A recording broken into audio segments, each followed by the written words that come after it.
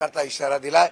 दुसरा विषय जो आहे, सिडकोने ज्याप्रमाणे मागच्या वेळेला पंतप्रधान आवास योजनेच्या माध्यमातून नवी मुंबई परिसरामध्ये LIG आणि EWS मधून ज्या योजना जाहीर केलेल्या आहेत, त्यांच्या योजनेच्या माध्यमातून सामान्य लोकांना परवडेल अशा प्रकारचं घर देऊ अशा प्रकारची मागणी केली होती। या सदनामध्ये मी सातत्याने हा आवाज उठवल्यानंतर आज संबंधित उपमुख्यमंत्र्यांच्या समोर ही बैठक झाली।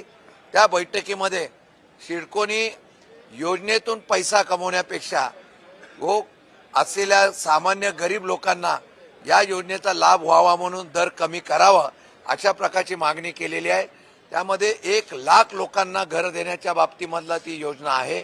त्यामध्ये बाजार मूल्यांकना बरोबर ती दर देण्याच्या बाबतीमधला हरकत आम्ही घेतलेली आहे।